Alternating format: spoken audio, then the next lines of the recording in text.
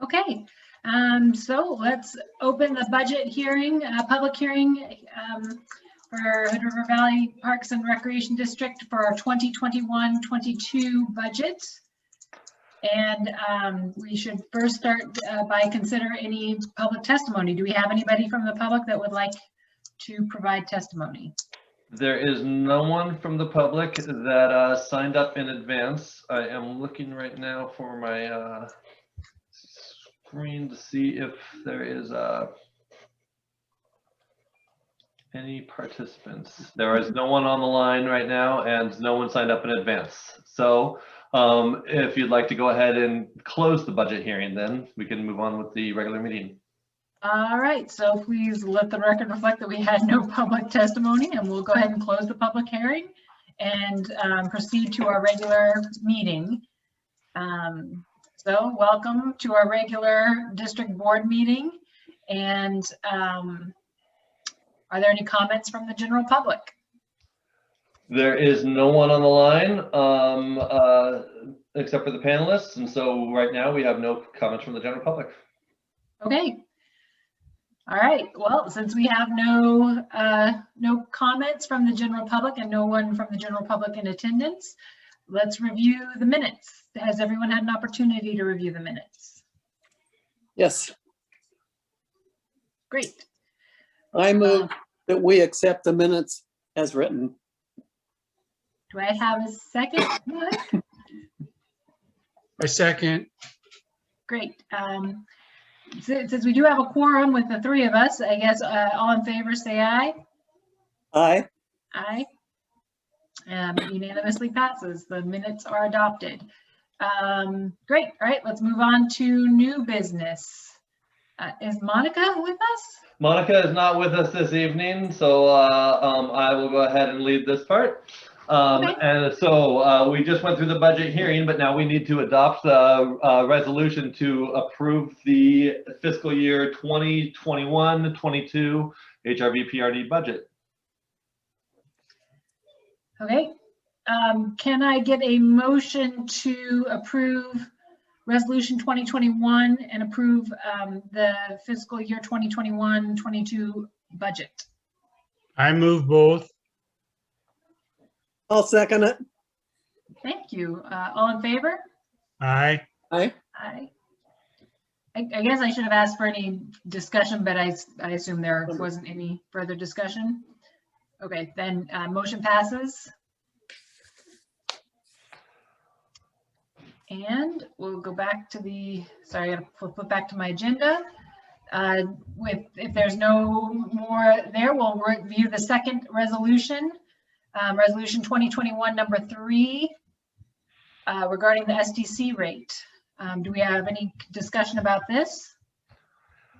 I just thought I'd give you just a little overview on how we got to these numbers. This is something that we voted on 2 years ago to adopt an aggressive path for us to catch up to what the maximum allowable rate was under our STC proposal. And so for the last 2 years, we have increased these at 20%. This is the last time that we will increase at 20%. And then next year, we are on a path to increase at 12%. And then from then on out, we will be caught up and we will be just increasing at 3% per year, which is what is allowed by our SDC methodology, our 2017 SDC methodology.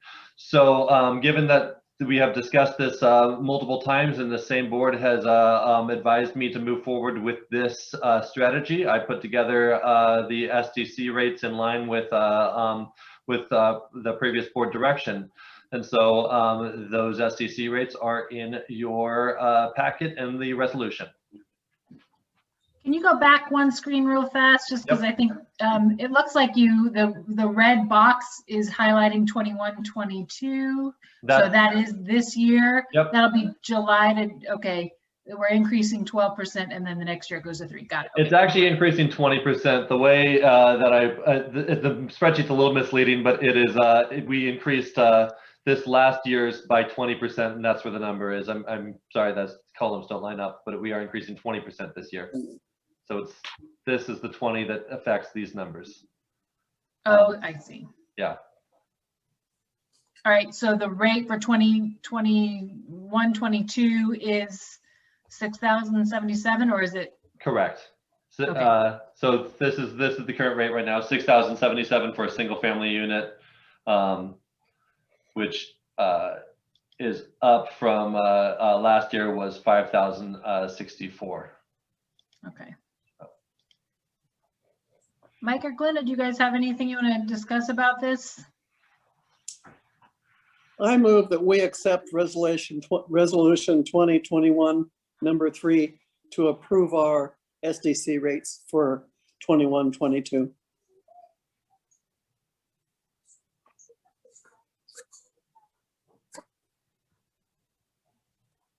I will second that. I have a question though, looking at the screen right there. Yes. Multifamily unit, is that 4,000 per unit? Yes. So if you got a fourplex, it's 16. Yes. Okay.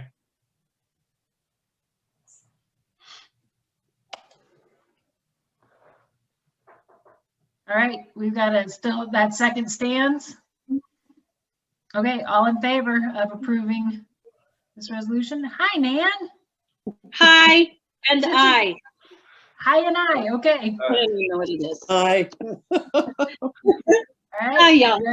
Resolution passes, and I will pass the torch to our chair. Nan, we're on old business. Flying through today.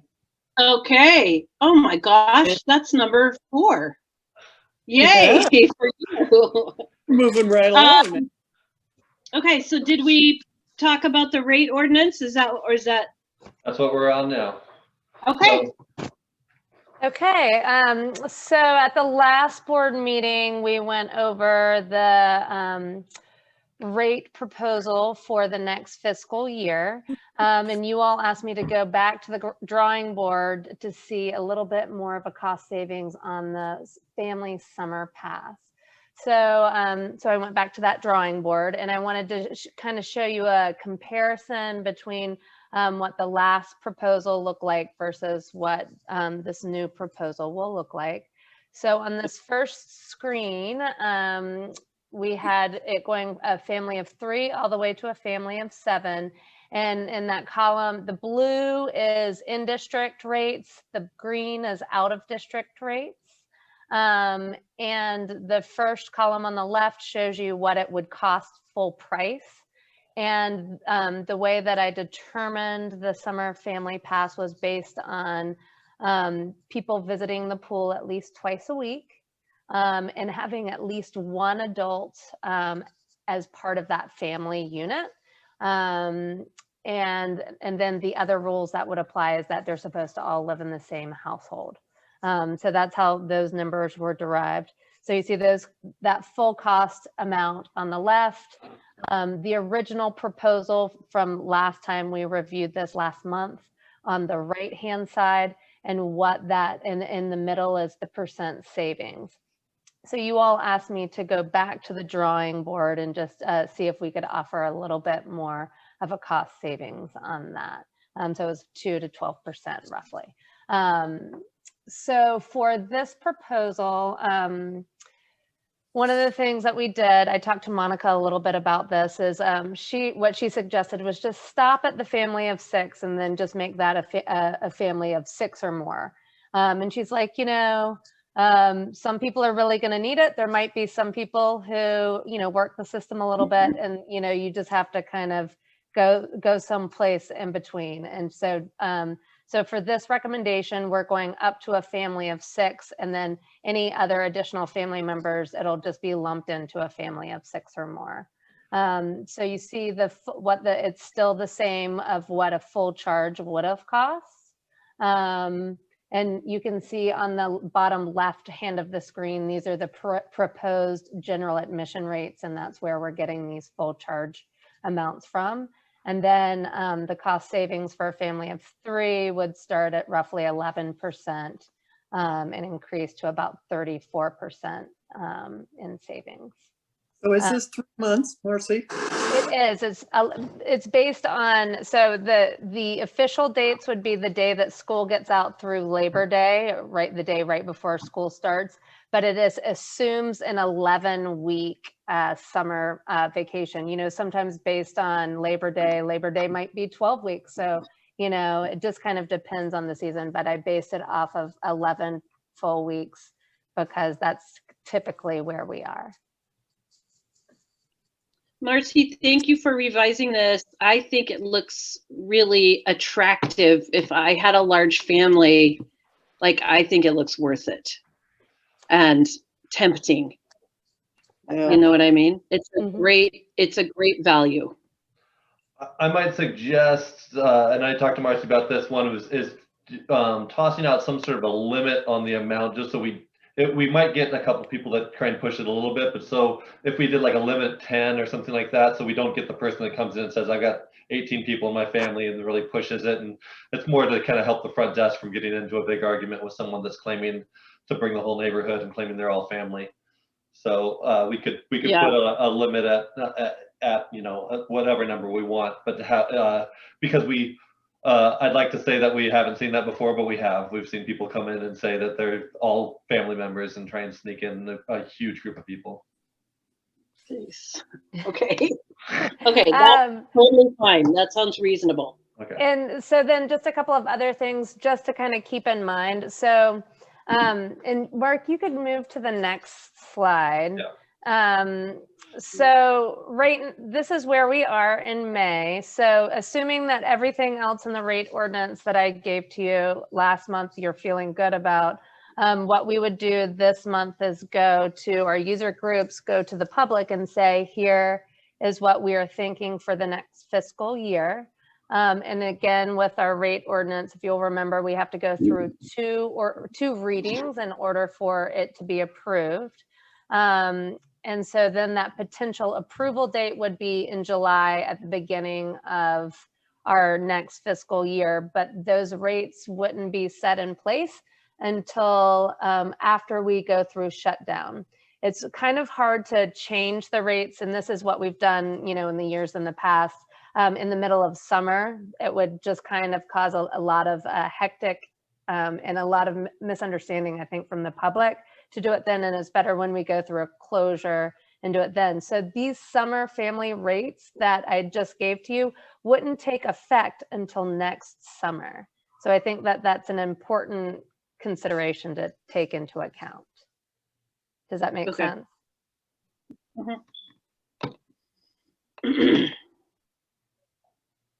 Any other questions, folks?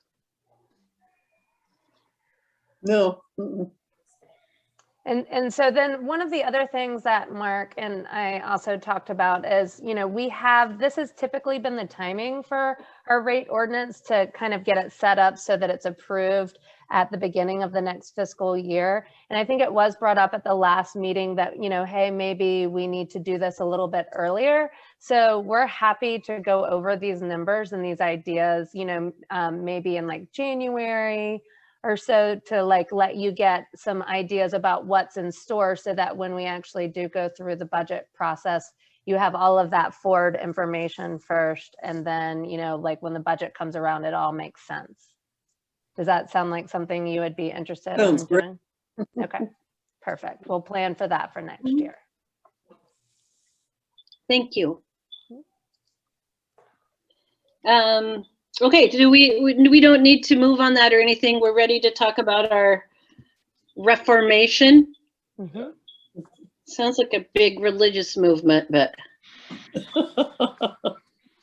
we're having a Reformation. We're looking for converts. Okay. All right.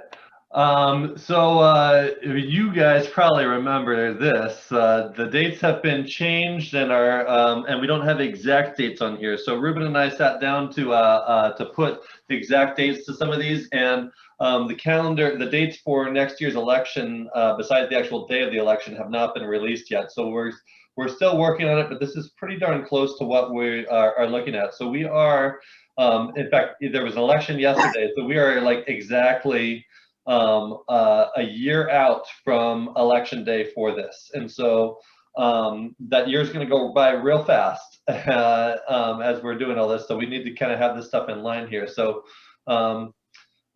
we made the decision in May of 2022, made the decision in May to go out, or I'm sorry, made the decision in March of 2021 to go out on the May of 2022 ballot. We need to start talking to the county commissioners and make sure that they're all online to work with us on this. If you remember right, it's both of us that need to move forward with this. They need to move forward to form a new district, and we need to move forward to dissolve this district. And so there will be some stuff that we need to run through their calendars and through their system, and some action that we need the county commissioners to move forward with. But last time they were okay with this, and with initial conversations with staff there, they believe that they are on board again. So this summer, really what a lot of the work is going to be, I think, is both kind of doing some outreach with the community and maybe starting to form the initial things of some grassroots groups to help us work on this. And so,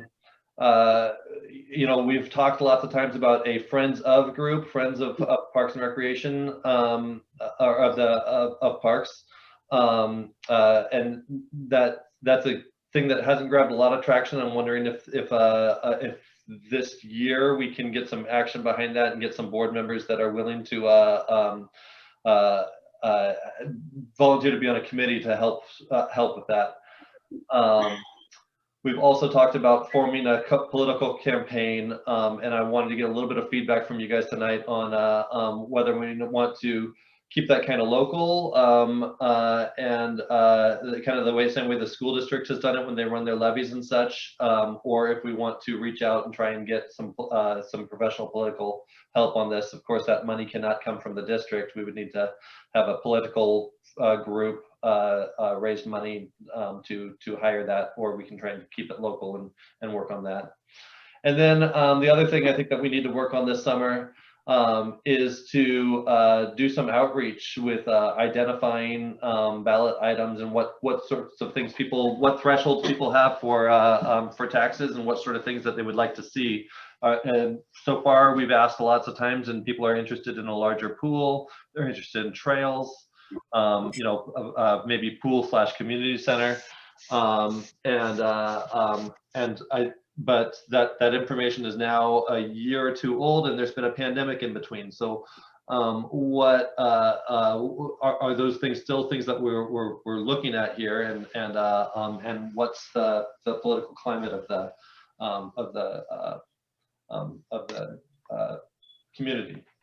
So I'll open it up to some discussion there on what you think of this calendar so far, this plan, and am I missing anything, and where should we go from here? Okay, I have a question. Yes. And my mic is already on, so I got to go first. Sure. How does one form a PAC? Anna, who knows that? Anybody? I don't know, Mike, maybe you do. In fact, I was trying to figure out how to form the appropriate way to form the Friends group. And what's murky to me is the level of involvement that we as board members can have in initiating either a PAC or even a Friends group. So I think that's something that I remember looking at a couple of years ago, and the traction that was lost. I need to get back to that. Just a brief answer. You file with the Secretary of State, I believe, to create a PAC. Board members can be on it, but I'm not sure if you could have a quorum. You cannot. I believe that you cannot have a quorum, and we wouldn't want to do that anyways. So it would be a maximum of 2 board members on it. I know that Liz Whitmore, who has done the school district and actually worked with the county as well on theirs, she has gone through this lots of times, and she says that it's a pretty form to fill out and turn in. There's an application fee on it, but forming that the committee is pretty easy. And she has, it's now been about 2 years since she volunteered, but she had said that she's would love to help us out with this. And so we can reach out to her as well. And is the PAC, the purpose is fundraising or to get people to vote for us for it?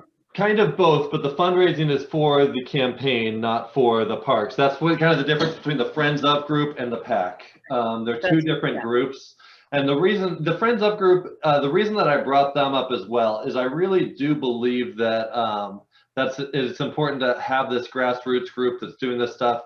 There's been some interest lately, actually, so this is where there have been, 3 or 4 kind of Friends of Parks groups that are very, very focused that have formed in the last 3 or 4 years.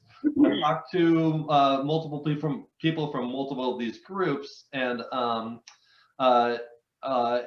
I met with some of them from Protect Our Parks last month, and they want to start a kind of a stewardship program of adopting parks and, and all these different things. And I love the ideas, and I love that we're starting to kind of form, this coalition and such. But there's multiple groups, and they're not organized and everything. But I would like to have like kind of one overall umbrella group that can do things like create a stewardship program or create some sort of a donation program for parks. It doesn't matter if it's Parks District or a city park or something, but some sort of a 501c3 where people can donate to for these sorts of things. And I think that that's something that would be long-term and keep on going. When the political campaign committee or the PAC, they would go through until the election day and then they're done. But it would be nice to have a group that continues to move forward. And there could be a little cross-pollination between the groups as far as like members, but not of money and such. But that moved forward. And I'm not sure if that's important to you as well, as have the Friends Of group. Maybe we focus with the campaign and the other group, something else. But I think that starting to really build that coalition and getting people energized about Parks and Rec and starting these stewardship programs and all these things, I think will only help us as we get closer to Election Day. So Mark, can you reach out to Liz Whitmore? Yes. On our behalf does everybody feel okay about that? If Mark reaches out to Liz Whitmore and asks her if she'll help maybe kind of guide us through this, the PAC part for starters, I guess. Yeah, I think that's a great idea. Are there any board members that would be interested in being in on that meeting or being on some sort of a committee for this right now, or just kind of feeling this out? I will do that. I will help. Okay. Anna?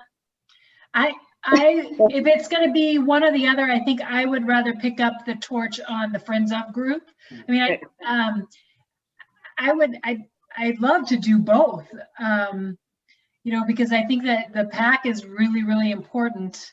And to me, that's kind of a shorter term project, and it's got more definitive goals.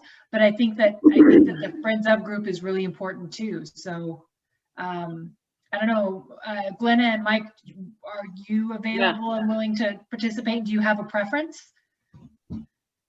So what's our choices? Either if you'd like to be on a committee to kind of help work with the campaign, the political campaign, or if you'd like to be on a committee to help kind of identify and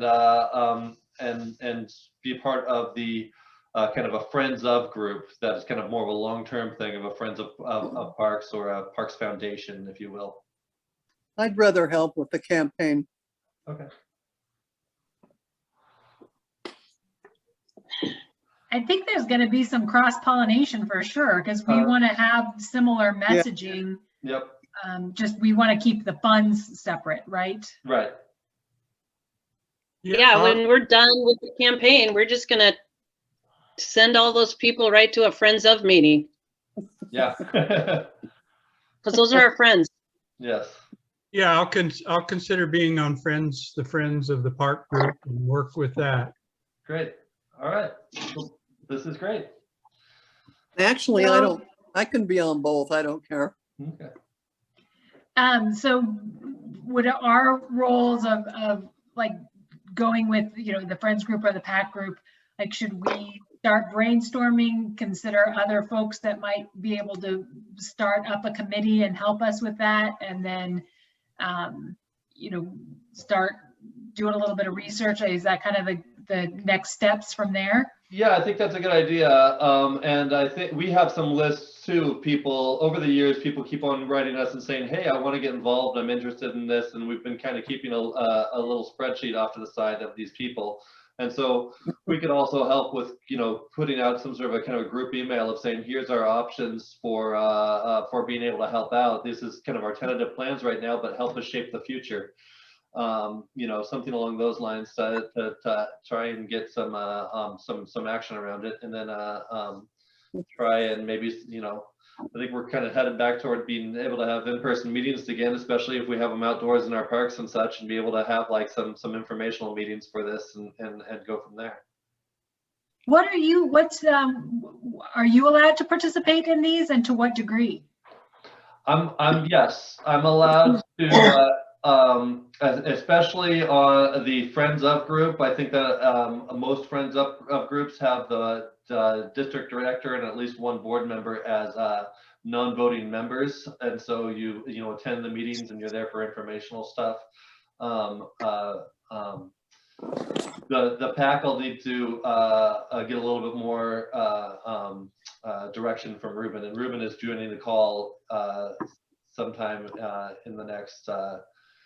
Well, anytime now. So I'm Hi, here. Ruben. oh, He's hey, look here. at that. Ruben, I just got a question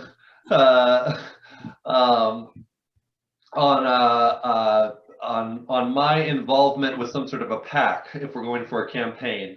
The fact that I'm paid staff, am I allowed to be involved in that group, or would it be better to have one or two board members, not a quorum, along with other community members?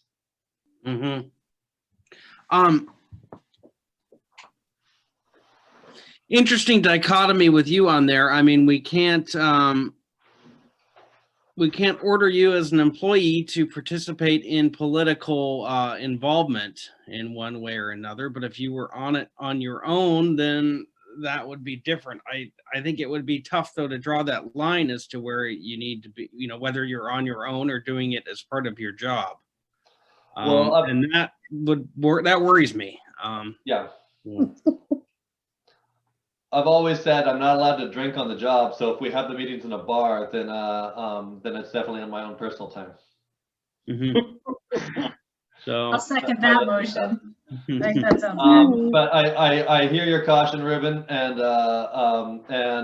we will work from there. I think that maybe if I am able to help out a little bit on my own time, I can do that, but definitely not in any sort of a lead capacity, but to be able to be there to answer questions for that group.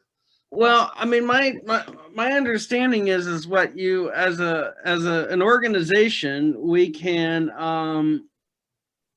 take part in the political process in educating people, but we can't advocate for a particular stance. Right. Okay. So this PAC, yeah, I see it as problematic, but I'm willing to take a second look at it to make sure on that front. Okay. More to come. Have we decided on the rate? We haven't, and that'll be somewhere. I think after we identify and get some more ideas on questions. I think before we decided the last time we went in March, and it was somewhere in the high 80s, low 90s, or somewhere in there. But then I think that we need to identify all the different things, and you'll hear a little bit later on in this meeting that there might be one or two new things that we're looking at. So. That's definitely something that I think we need to start working on, but we don't need to have that identified until around the time that we're adopting the order for formation. I kind of feel like it might be better to have our ducks in a row on that stuff before we have at the very have it fairly close to being figured out before we start the pack and friends groups, because people are going to want to know that. And before you have too many chefs in the kitchen, it's important to have, have some certainty around what it is we're trying to accomplish. Because I think as we get, I definitely want more involvement and encourage transparency and participation, but the more opinions we have, the harder it's going to be to solidify that stuff. So I feel like, when we're recruiting for friends or PAC involvement, we need to have that figured out, I think. I think we can have a pretty good close idea. We've done a lot of work on this already of what it's going to be and how close we are without the final details being worked out. The one thing I'm concerned about, it's kind of a chicken or the egg thing, or a bit of a catch-22 is what I've heard from a lot of different places is these things do not pass without grassroots involvement. And if it's top down, like we come forward and we say, this is exactly what we're doing and here's what the rate is and these are all the things, we've already figured it out, we've made all the decisions, it's harder to get a grassroots group. And so I think that that there's a lot of outreach and such that needs to happen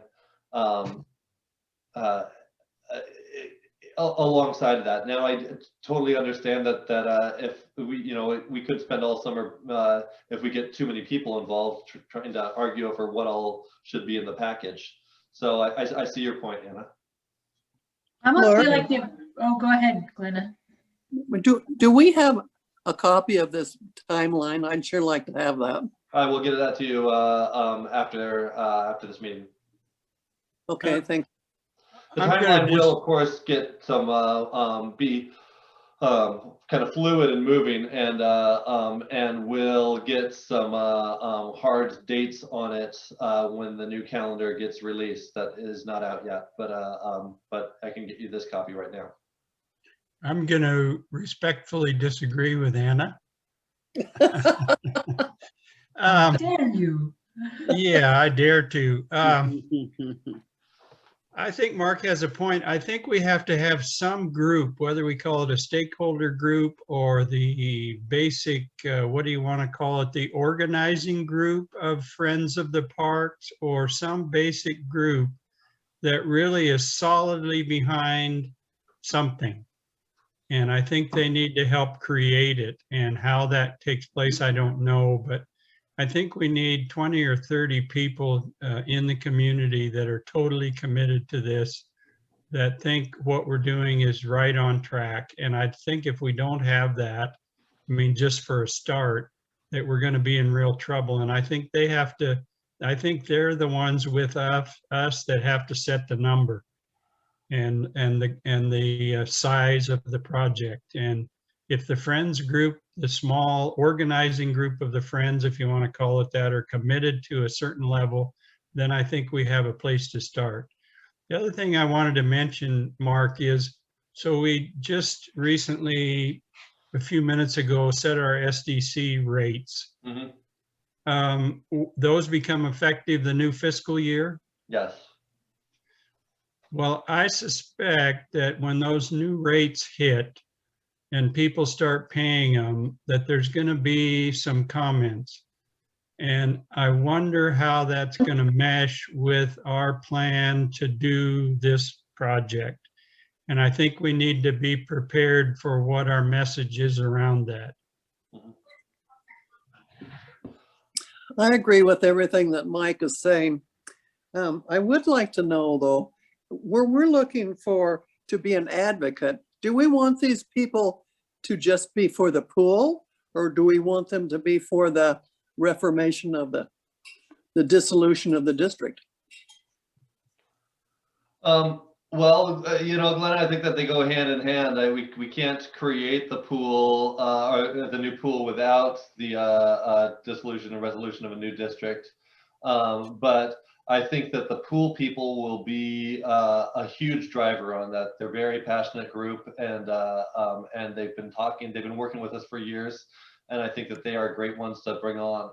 Now, not everybody in the community swims and is into aquatics in the pool, and that's why we're going to have to reach out to some others and look at some other things like a park on the west side and trails and community education, which you'll hear a little bit more from me in just a little bit, as other things that will help that will broaden what the scope of what the Parks District's doing right now.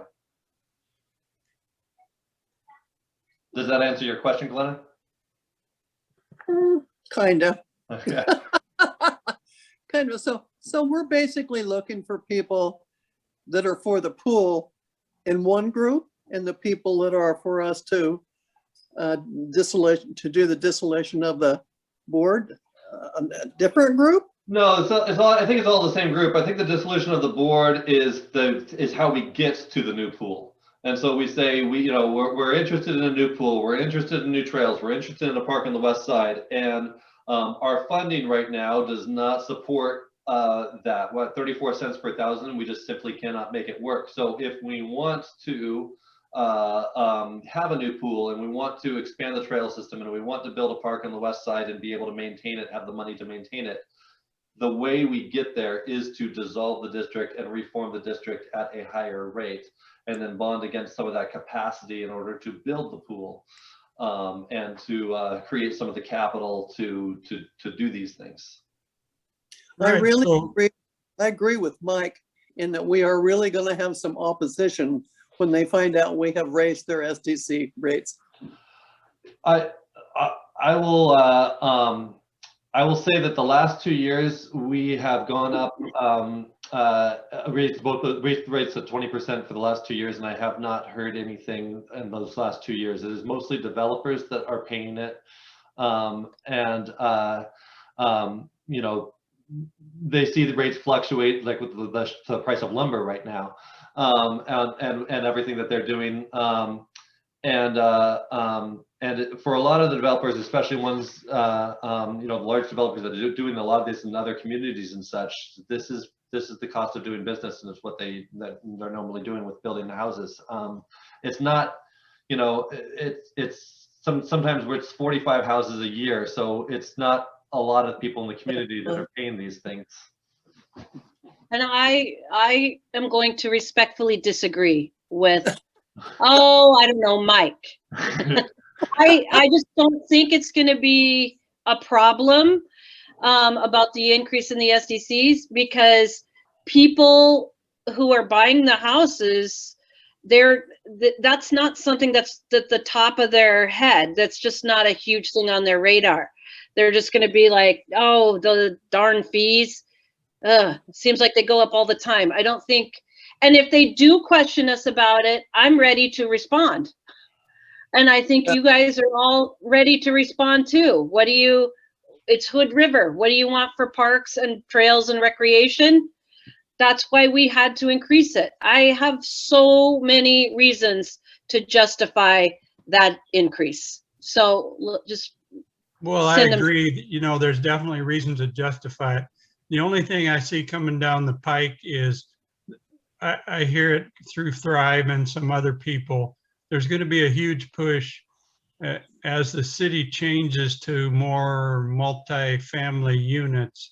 There's going to be a huge push for affordable housing in Hood River. Now, how many units that'll amount to, I don't know, but there's a lot of talk about Hood River's unaffordable and we have to do something so some people in the lower half of the income can live here.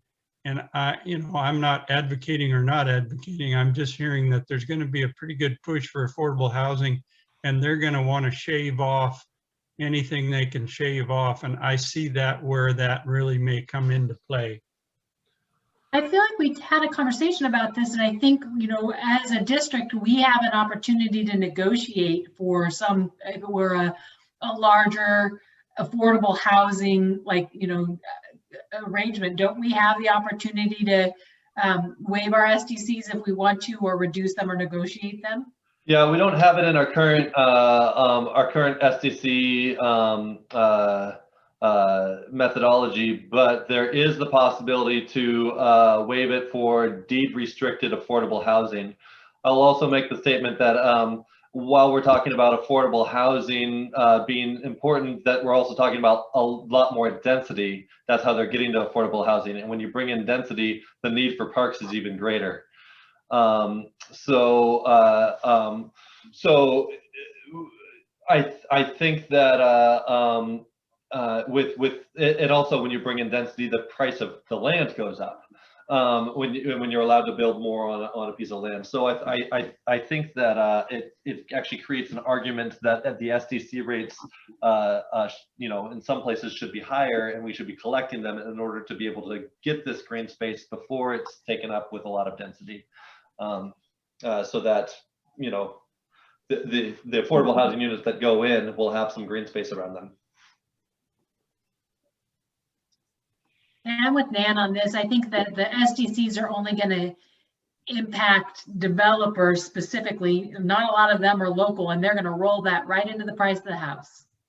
So, and sadly, I don't see a lot of affordable housing being built right now. So I don't see that as being as an issue as, you know, going to the rest of our constituency and saying, this is the amount that we want to increase our tax base so that we can, you know, reform at this rate so that we can afford to expand and operate an expanded parks system. That's going to be a tough sell, but. The question is also, if we were to reduce our SDCs by say $500, would the price of a home 2 years later when it's built be reduced by $500? Would that go over, or are they just going to charge market price for whatever they can get for the home? So us reducing the rates might not even move the needle on any of that, and it might just be a developer makes more money.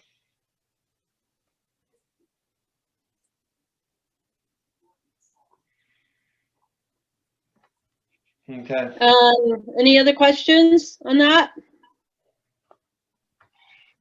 So Mark, let me know what you hear from Liz Whitmore. Okay, I will, and thank you for all of your volunteering on this, and we will we'll be in touch with you guys later.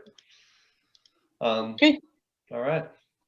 I'm playing the part of Monica tonight. Hello, Monica. All right. Finance reports. This is the general fund report. It is very small, probably on your computer screen, but you've got copies of it there as well.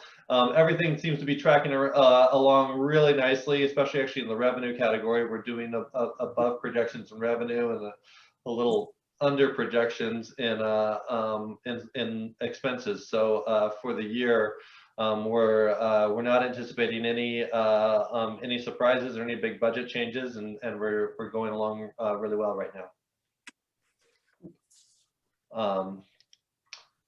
The SDCs are kind of the same, the same story. We've actually been coming in above our projections on SDCs, and doing really well here, almost at 100% and outside the UGB, and at 148% at inside the UGB. So a little bit more development this year than we were expecting, especially during a pandemic year.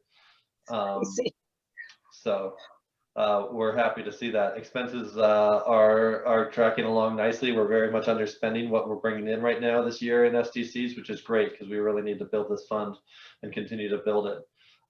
Right now, the main things that we are spending money in SDCs is the West Side Park and a little bit West Side Park planning and a little bit on the Indian Creek Trail with the South Side Connector.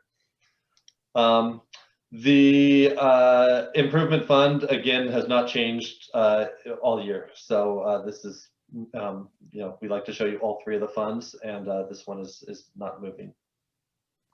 Are there any questions so far on the finance report? Looks pretty good. Right. All right, then I will move on to the director's report. The director's report, I mentioned earlier, we got a lot of guidance today. So just to kind of bring you back what happened last week, the CDC last Thursday released a very surprising statement in the morning about vaccinated people not needing to wear masks. And then the governor also did a very surprising press conference that evening to saying pretty much the same thing, but not giving any guidance out. And it was a rough weekend because we had a lot of people coming in saying, hey, I heard this what the CDC said, and I heard what the governor said. Do we still need to wear masks? And so far we've been saying yes. Now today, a lot of things have changed. We finally got the guidance out, and this graphic here shows what Oregon is, the simplified way of what Oregon is saying, which is if you're fully vaccinated, you can go without a mask and not socially distances in businesses that are checking my vaccination status. And that's the important part right there, is the checking vaccination status. We don't feel comfortable having our lifeguards check vaccination status as people enter the building in order for them not to wear masks. And so while they're in the building, which is just when they come in to check in and when they're going into the locker room, we're still going to be requiring masks. However, we took the covers off over the weekend and we are now an outdoor facility. And so when they are on the pool deck again, they will be allowed to go without a mask if they can socially distance, and we will be allowing that on the pool deck to be outdoors and be without a mask.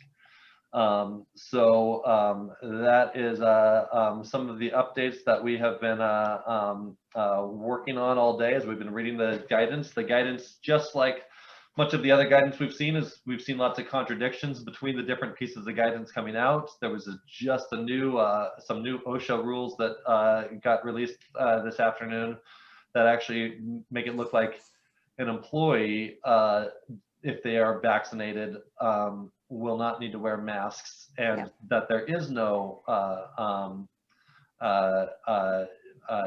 there's no checking requirement for that. Interesting stuff coming out. It's going to be, I think, tricky all over. I've talked to a restaurant owner earlier today that's trying to figure out what they're going to do, just because it's there's a lot of unclear stuff here. So we are continuing to work on it. We're expecting to see more guidance come out. We're expecting there's some more guidance that's specific to outdoors and the pools that we would like to see updated to hopefully align with some of the stuff coming from the state. And hopefully we'll be getting through this without too much issue.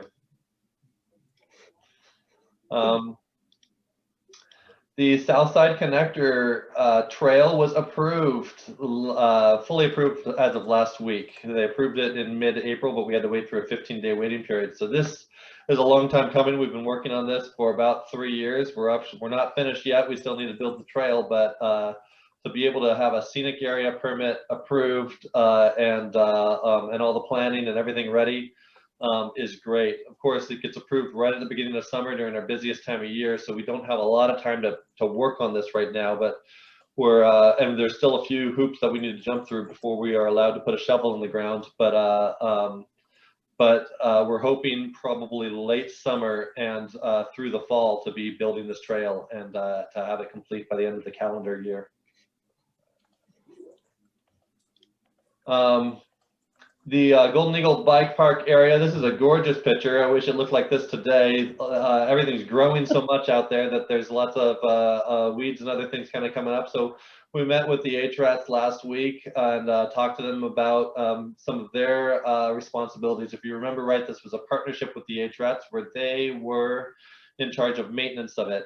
So far, the jumps are looking good, the berms are looking good, so everything is safe, but there's some maintenance stuff that needs to get done and just kind of refreshing it. The main one, the toddler pump track over here, has some rocks in there and such, and so they've got a work party scheduled, or they're scheduling a work party right now to come out there and kind of give all these jumps and give this area a nice refresh. But gosh, I love this picture of this park with Mount Hood here in the background and the bike park here. It's really come a long way, so it's looking really nice. School districts and community education. This is a great opportunity that's recently come up. So I mean, if you remember right, about 2 years ago, we talked about the possibility of us taking on community education. And we decided at that time that the timing wasn't right because of a lot of factors, but a lot of it just had to do with our tax rate, our funding, and the fact that we just didn't feel like we could take anything new on. Some things have changed. Mainly, community education has been shut down for the last year. When the pandemic started, they kind of saw the writing on the wall, saw that it would be very hard to do the community education type programs, and they shuttered it for the year and reassigned the staff there. The coordinator for community education had actually just left the organization, so it was kind of good timing there. And the school district was looking to bring it back, or having those conversations sometime in late winter here, and started really looking at whether it made sense for it to be in the school district. And this is kind of what we talked about before, was where this should be homed. In most communities, things like youth sports are not ran by the school district; they're run by Parks and Recreation. This is just kind of the way that it's been set up over the years and how it is. But community education was really 5 different programs that were all kind of ran by in one thing. There was the preschool program, which they have been partnering with Mid-Columbia Center for Children to take on some of the preschool programs that they were doing. There's the adult enrichment, which they have partnered with the college, and the college is kind of taking the adult enrichment stuff.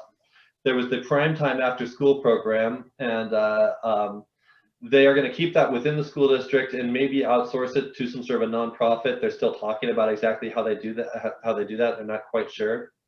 And then there was the Concerts in the Park program. And for this year, the Lions Club has actually taken that on, and we'll be doing that out at the new Lions stage here in Jackson Park. And I don't know what they will be doing, in the future with that. But the big thing that they did not have a home for, that they were looking for, was youth enrichment and youth sports programs. And so they approached us and said, "Are you guys interested in talking about taking that on?" And the fact that right now, since the community education's been kind of split up into different things and it's a smaller scope, it actually makes sense for us. It would be more staff members. So we've been at 4 full-time staff for a while, and this would probably add 1 to 2 staff members. We are talking with the school district right now. They've actually gotten some funding, a lot of the American Recovery Act funding, and they think that they can fund us for a few years. Perhaps 3 years. And so we've been talking about an IGA where we've said we don't want to get in a situation where they're funding the position and helping create this, and then we lose this and go all over. But we're saying if we are going to be doing a redistricting and going out and asking for money, if we rolled this into it and we said, okay, so we're interested in taking on the youth sports and youth enrichment and having it all under one umbrella, and having maybe one software system, so that if people want to register for anything youth sports related or sign up for swim lessons or any of that, we have like a good software system, better than the one that we currently have. And we have kind of a one-stop shop for people signing kids up for things. So we would be hiring a couple positions. The school district has said that they are interested in paying for those for a few years, and then up until a time of when we pass some sort of a funding measure, like the resolution or the dissolution resolution. So we're working out the details. We're not there yet, but I've sent over some kind of early budget numbers on what we think that we would need for positions and equipment and office equipment and things like that. And then we would also need to have an IGA with the school district that gave us the ability to use their fields and facilities. Just as community education used to use their fields and facilities at a low cost, or just the same sorts of rates that community education had done.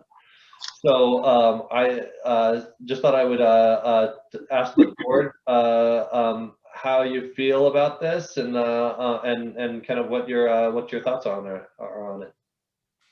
Mark, would they be funding us adequately enough to hire a new employee? Yeah, it would be. Because it's a lot of work. It sure is. Yeah, that's what we had said 2 years ago when we looked at this, was we couldn't take this on because, you know, we would have been taking their employees over, but it was not financially feasible at the time. But if they can help supplement that and help on that side, there's also some revenue that would be brought in through the programs, and that would help, you know, offset some of this as well. Okay, Mark, my question is the fees, what percentage of your cost would the fees pay, number one, and number two, where would the employees be housed? I'll start with number 2 first, because that's an easier one for me to answer. We would house the employees here at the pool. If you remember right, a couple years ago when they were rebuilding the admin building, we actually did house these employees. They were school district employees, and we put them in our office space up here and worked side by side with them. So we know we have the space to do that, and it just makes sense for them to be right here on this site. The first question, what percentage of the fees, that still needs to be worked out with it, and I don't know the answer to that yet, because we don't know what all programs we would take on and what sort of things we would charge for the programs. Community education over the years has, you know, added programs, you know, decades apart, and they didn't always have the same deal. And so sometimes, you know, one group was paying one rate, and one group was paying another, and there was different things that we would work out. We would want to kind of wipe the slate clean with it and be able to have it equal, so that it doesn't matter if you're playing, you know, basketball or soccer or football or lacrosse. It's all the same deal, and that sort of thing. So there's a lot of numbers work that we would need to do. If we were looking at timing of this, we would probably look to be working on this stuff, you know, like figuring out the numbers side of it and figuring out a cost recovery model and that sort of thing over the summer, looking at software and all of that stuff, and not even really starting with the programming aspect of it until fall or winter, if we were to take this sort of thing on. So, but just knowing from previous positions where I've worked, depending on what the programs are, there's, you know, cost recovery rates of anywhere between 50% and over 100% based on what exactly you're doing. Certain things like summer camps and things like that during the summer, you can actually operate those in the black and make some better money on it. And there's other programs that you're doing that are a little bit more community good programs, and that's where a cost recovery model comes in. Well, strategically. Mark, if we did, I'm sorry, go ahead, Mike. No, I've talked too much, Glenn, go for it. No, you haven't. I just wondered, if we did hire another employee, where are we going to put them? Right here in our office, we have some space in our upstairs area here. Right now, it's just Marcy and I that are housed in the upstairs area, and we at one point had 4 people in this area full time. So all right, we can fit them in. The difficult part, Glenna, the part where a new building would help us is the front desk registration side of it. Our front desk is very small, our lobby is very small, and we would like to be able to have some area for people to come in and register for anything, not just swim lessons, but be able to come in and talk to somebody at a front desk. And we'll have to get creative to figure out how we did that. When community education was here, they literally just gave us a call, gave the person that was from community education a call, and they would run down the stairs with an iPad. You know, they got a great stair workout every day because they ran up and down the stairs 40 times, but it's just not, it doesn't make sense for us. So we would have to try and figure something out there. Yeah. But if we designed a new facility, we would design front desk and office space all kind of in one greeting area when people first come in. Okay. Mike, your turn. Yeah, Mark, I think this is a great idea, and strategically, if we could get it up and running and have lots of people involved before the May election, I think that would be a real positive force. Yeah, I agree. I agree, not only for the optics of how it looks when we go to ask for people's vote, but because my kids have always been so involved in community ed, and it's such a super valuable program. They did all the stuff when they were little, and then they worked the jobs when they got bigger. And so I just think it'd be really cool to see it come back. And by the way, did you see there's a thing in the paper about us and it? Yes. I saw that. Yeah, Rich and I have been talking about this for a couple months, and we both had said that we didn't want to one of our boards finding out about it from another thing, and so we haven't been talking about it with the board. But last week he asked if we could craft some sort of a message so he could bring it up with his board. Our boards meet weeks apart, so we weren't able to brief you both on the same day. So apologize if you heard about it in the paper first, but what we said in the paper was that we are in conversations about it, and that this would not be final until both boards were approved of a plan. So at this point, it's staff talking about it, and it's great to have what sounds like your blessing to move forward with those conversations. But final approval will be coming from this board. I have one last dumb question about this.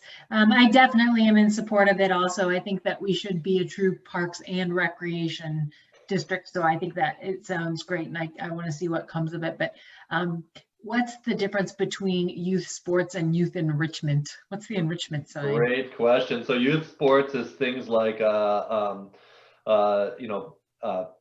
basketball, soccer, lacrosse, things like that. Youth enrichment are things like a summer camp program, maybe some sort of an arts and crafts program, different classes.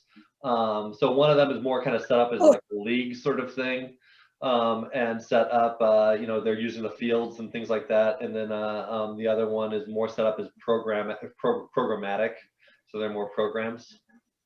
And will the plan be to collaborate on that as well? Like the art stuff we can do with the Art Center, music stuff we could do with, I'm sure there's musical, we should have more music programs.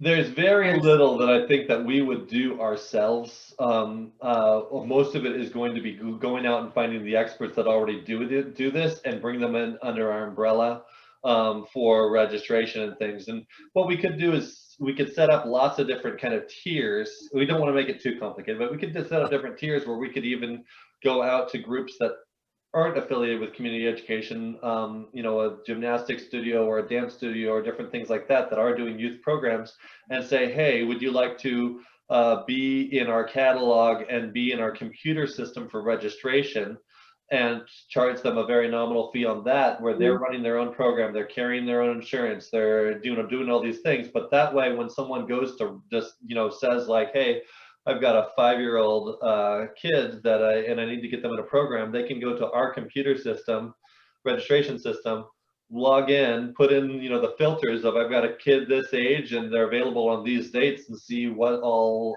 is out there for them. So that's really my vision for this would be to be really the clearinghouse for all, not even really youth sports, but maybe even like, all sports, adult sports for registration and such. It might not mean that we're running it, but it means that we've, we're at least aware of it and taking registration on it. Thanks. I think that's such a cool idea. I already have people like Jaime Rivera. Rich talked about this at a school board meeting, and Jaime came to me and he's like, so when can you take my youth sports? When can you? And I was like, not quite ready. But yeah, people I think would really, really like that. And I think it would be a great thing. Like, this is another reason that you need to fund us, because look at all this amazing service we're offering. And not that you're going to be doing that, Mark. You need to hire somebody else. Yeah, we will be. We'll I'll definitely have to be involved in it, but yeah, we'll be looking to do that. Good. Okay, that is it for my director's report. Well, you didn't talk about park maintenance. Park maintenance, I think I might have actually had that on the director's report last month as well, but it's working out really well. We did hire another part-time employee, and we've got 7-day-a-week coverage for the first time in a few years, which is really great to be able to have someone emptying the trash on a Sunday and making sure the bathrooms are all clean. We've been focusing a lot on our bathrooms lately. Which is great. I think that people are really excited about that, especially after this pandemic year. There's been a lot of agencies that have not been focusing as much on the bathrooms, and so to be able to get those clean and get people down here and using and feeling comfortable there is great. And that's what that 7-day-a-week coverage gets us. Nice. Okay, pool aquatics report. Okey-doke. Ms. Wiley? Well, just a couple of things. So just if you're looking at the Aquatic Center report on your files, just a point of notice that we had 0 cash coming in this time last year because we were closed. And so our numbers this year look a lot better. It does feel good to see things starting to move in a positive direction for that. In addition to that, we are still using our reservation system, to help us with the guidelines and making sure people are spacing. We are exploring ways to start opening that up so that we can allow for more walk-ins. Just this past week, we have started to allow additional lap swimmers for walk-ins. During the lap swim times, which has been working out really well. We've created a plan where, the reservations start on one side and the walk-ins start on the other side. And all they're doing is passing each other in the water and not stopping on the same wall. And it's worked out pretty well. So we are looking at ways to increase that and kind of shorten the times between groups. And hopefully we'll be able to phase out of that reservation system hopefully sometime in the near future. Swim lessons continue to go strong. Water polo just finished their high school season, and high school swim team is just started their season and will go through the end of the school year. As you can see in the picture, we took off our roof panels this past weekend. And we had a pretty solid crew of kids. We had one kid who said, "Hey, I'm not scheduled to help with pool covers, but would you mind if I came in to help?" So I think it speaks a ton about our staff and their willingness to come in and help out. And they did a great job with that. And we did do a couple of new things with the roof panels this year to hopefully try to save time in the fall when we put them back on. When we take them off in the spring, it's a 1-day process. When we put them back on in the fall, it usually takes about 3 days, and it's a lot of work. So hopefully this new process will work and it won't take us half as long in the fall. Fingers crossed. And to have a teenager volunteer for a 5 a.m. shift is pretty much a miracle. That's right, for sure. But we did just a couple of points about the roof panels. We are going to be having to send 2 roof panels back for repair. They were old, but in the process, we had a little bit of damage noticed some damage to the panels that will require sending them back to repair. We might get the word that we need to purchase them. We're also going to be taking inventory of our panels, and we might need to buy some replacement panels we always want to make sure that we have a good backup in place.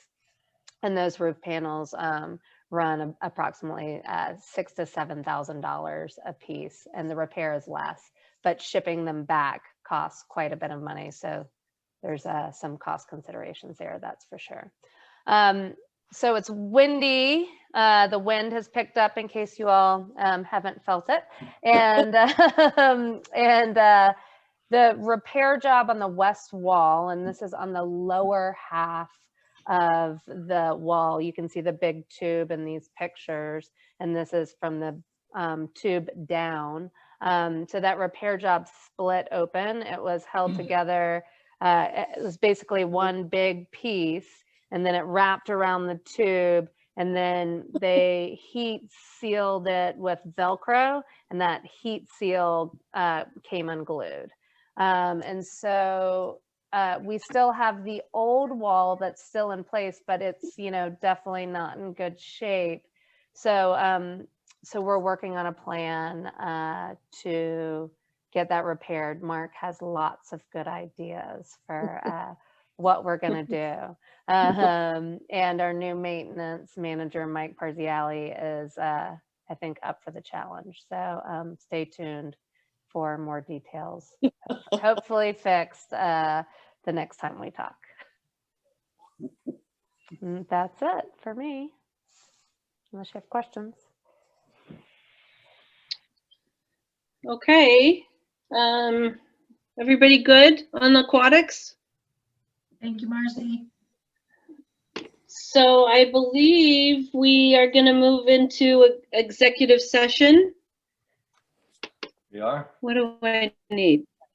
You need to That's make a motion to move into executive session.